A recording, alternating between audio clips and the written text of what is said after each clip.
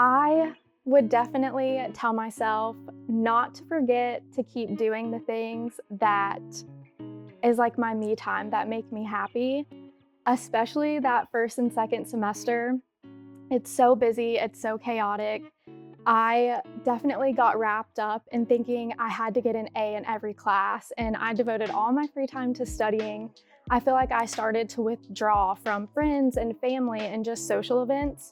And then in the second semester, I ended up losing my brother, and that was a huge realization for me that there's still so much life going on outside of this building and the textbooks. And if I'm not pouring into myself outside of the classroom, I can't bring my best self here and to the professors and the patients. And so third semester, I was like, I'm gonna find my me time. I'm gonna get my mental health on track. And once I found those healthy habits, I realized I was bringing my best self here.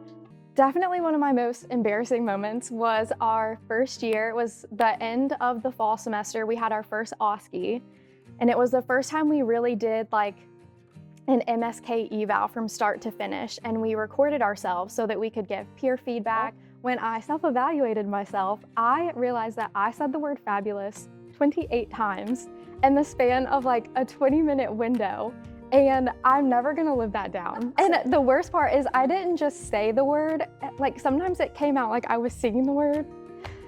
I am not the type of person that will volunteer for any kind of role-playing PT patient. I don't speak up in class, but I love being a leader in other ways. So over the last 2 years, I have been vice president of the SGA, which I've loved kind of being behind the scenes, getting to use my voice in smaller groups and things like that. And I know I'm definitely known as the Pilates gal. We are incredibly blessed to have a reformer machine here in our gym. Reformer Pilates isn't just a fad workout that's going on right now, but there's ways for you to use it for MSK injuries, for neuro patients, and it was just great to be able to kind of have that collaboration with my peers. For anyone that doesn't know what Life Rolls On is, it's an organization that does adaptive sports for people with disabilities, and we volunteered for their surfing event. And we had such a huge representation, not only from Campbell students, we had a professor there, we had community wellness patients there, and just seeing them on a surfboard in the water, riding those waves, it's something that you can't explain unless you experience it. So I look forward to continuing that for years to come. I am really gonna miss our hourly walk breaks. I don't think the professors realize how much we value that like 10 minutes that we get every hour during lecture.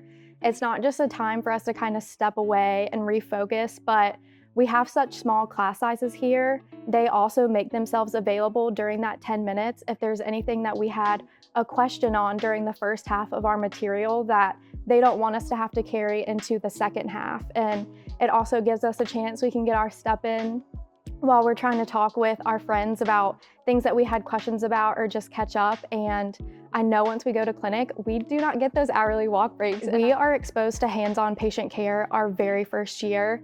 By our second year, we're trusted to run the plan of care for 30 plus patients, spinal cord injury, stroke, pediatric patients with CP. And I feel like that's such a valuable thing to take away. Summer of last year, we did a semester-long project. We worked with the same community wellness patient for the whole 10-week semester, and our patient was a bilateral above-knee amputee. He felt like he could come to us and tell us what was working, what wasn't working. We were able to introduce him to new interventions that were salient with his love for tennis. And the amount of growth, personal growth and professional growth, gave me a sense of relief where I was like, okay, I don't have to doubt myself. I can do this. We're gonna be okay. Right now, I have a lot of apprehension and questions that I think are just like genuine human feelings and emotions that go with a change like this. You know, am I gonna be good enough? Am I ready? Are colleagues and patients gonna respect me as a student? Am I cut out for this? And I'm just really excited at the end of all of this to see how I grew as a person in the profession and how God is gonna use that to change me and the clinics that I'm in.